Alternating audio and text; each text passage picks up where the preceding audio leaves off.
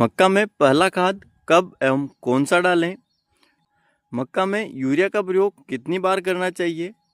मक्का की फसल एक ऐसी फसल है जिसको खाद की आवश्यकता थोड़ी ज़्यादा रहती है, क्योंकि किसान साथियों, मक्का का जो पौधा होता है वह हाइट में काफ़ी बड़ा होता है। तो इतने बड़े पौधे की ग्रोथ और विकास के लिए काफ़ी सारे पोषक तत्वों की आवश्यकता होती है। अगर हम मक्का की फसल में समय समय पर खाद प्रबंधन करते हैं तो अपनी फसल से हम अच्छा उत्पादन ले सकते हैं।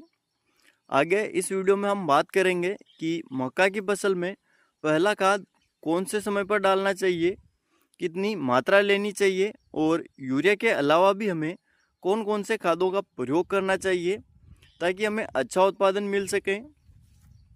महत्वपूर्ण जानकारी के लिए आप इस वीडियो को अंत तक ज़रूर देखें और अगर यह वीडियो आपको पसंद आता है तो आप हमारे YouTube चैनल आदर्श किसान को नीचे दिए गए लाल कलर के बटन को दबाकर चैनल को जल्दी से जल्दी सब्सक्राइब कर लें। किसान साथियों, मक्का में पहला खाद लगाने की बात करें तो जब हमारी फसल 15 से 20 दिनों की हो जाती है तो इस समय फसल को ग्रोथ के लिए पोषक तत्वों की आवश्यकता होती है, जिसमें पहला आता है नाइट्रोजन। नाइट्रोजन की पूर्ति के लिए हमें 45 किलोग्राम प्रति एकड़ की दर से यूरिया का प्रयोग करना है। यूरिया के बाद में दूसरा खाद हमें लेना है मोनोजिंक, जो कि जिंक सल्फेट के नाम से आता है। इसमें 33% जिंक और 15% सल्फर पाया जाता है। यह पौधे के सही विकास के लिए ज़रूरी होता है। इसकी मात्रा की बात करें तो इसकी मात्रा हमें 3 किलोग्राम प्रति एकड़ की दर से रखनी है। इन्हीं के साथ में अगर मक्का की फसल में ग्रोथ थोड़ी कम है तो आप बायोविटा या सागरिका का इस्तेमाल भी कर सकते हैं।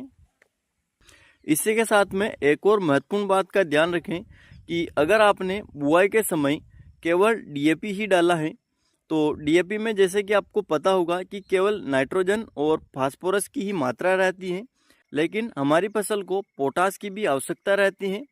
तो ऐसे में अगर आपने बुआई के समय डीएपी के साथ पोटास नहीं डाला है तो इस समय आप पोटास का प्रयोग कर लें, जिसकी मात्रा आपको 20 से 30 किलोग्राम प्रति एकड़ के लिए रखनी है।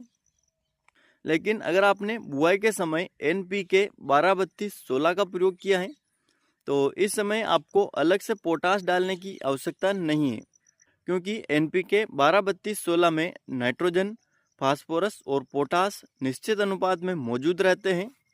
अब बात कर लेते हैं कि इन खादों को कैसे एवं कब डालना चाहिए। तो खाद देते समय यह ज़रूरी है कि खेत में अच्छी नमी हो या फिर बारिश होने से ठीक पहले आप यह खाद डालते हैं तो आपको इन खाद का बेहतरीन रिजल्ट देखने में मिलेगा। इसी के साथ खाद डालने का तरीका आप अपनी सुविधा के अनुसार चुनें। अगर इस खाद को आप पौधे के पास डालते हैं तो अच्छा है, लेकिन नहीं डाल पाते हैं तो आप सामान्य तरीके से भी इसका छिड़काव कर सकते हैं। इसमें कोई दिक्कत नहीं है, लेकिन अच्छी नमी का होना बेहद ही ज़रूरी है।